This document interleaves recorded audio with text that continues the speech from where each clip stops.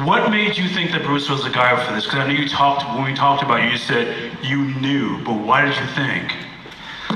Well, it was more than me. I mean, it was really Hunter and I, way back when, I had turned Hunter on to Withnell and then how to get ahead in advertising.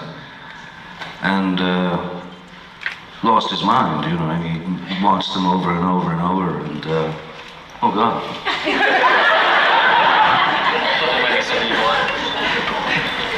It's so far away.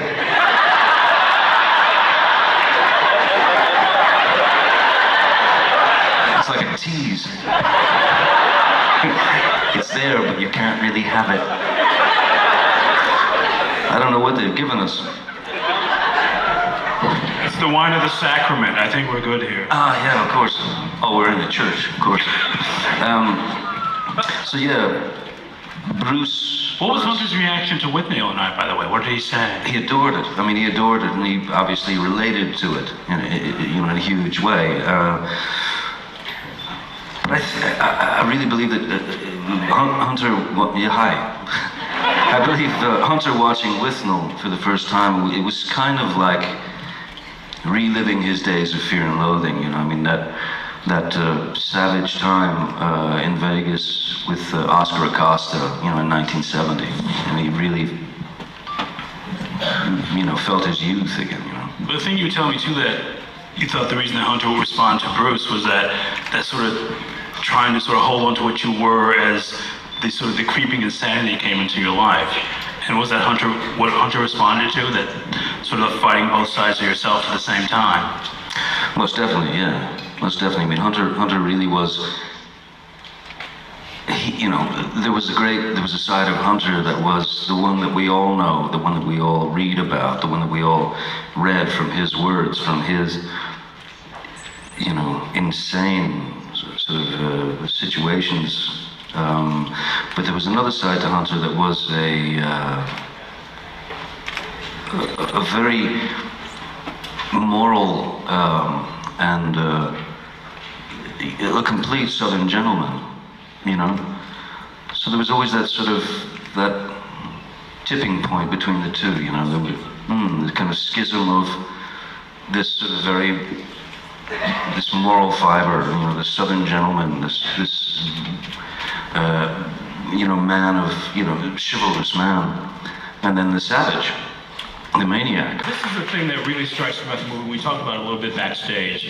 The colors, it looks like a 50s Technicolor print. I mean, the color really pops. That a gorgeous blue. There's blue in almost every frame, in the way it's contrasted with the red and the whites and those earth tones. I mean, it's really like a 50s Technicolor movie, and that must have been your aim with it. Somebody. All right, I'm going to answer for Bruce. No, the idea initially was to have this thing play like, you know, sort of like we talked about it, like an old postcard, you know, a beautiful old postcard from Puerto Rico, where everything was slightly heightened in color. And Darius Wolski, our director of photography, who is, you know, just kind of a wizard, sat with Bruce and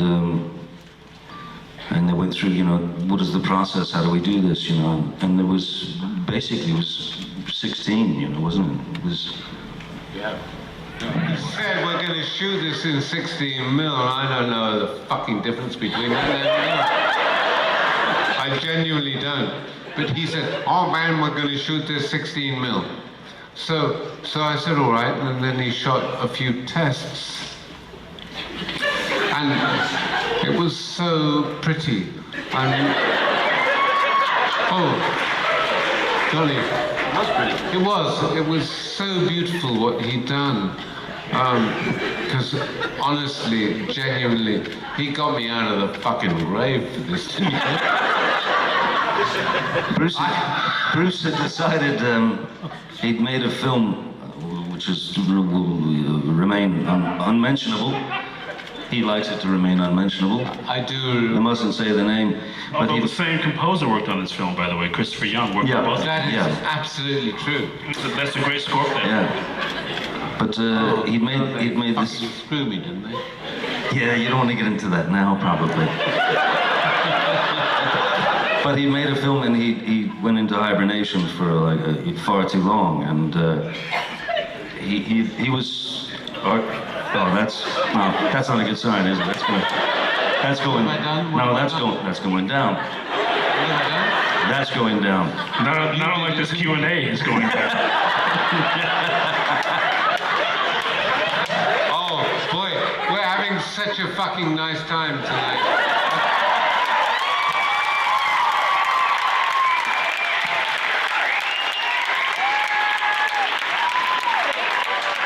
To the church. That's how you get it off the arm. Well played, sir. Before we have to send out for coffee and blankets, we should take some questions from the audience. Is there a mic going on? How are we doing this? Because this is my first time on the stage in this theater. Is there? All right, we'll just start in the front. Shout it out. Yes, ma'am. My question's for Johnny. I know you spent some good quality time with... Probably. Hang on 1 second. Hi, Johnny. Cheers. Bruce, it's so good to see you. Nice to see you too, honey. Thank you for coming.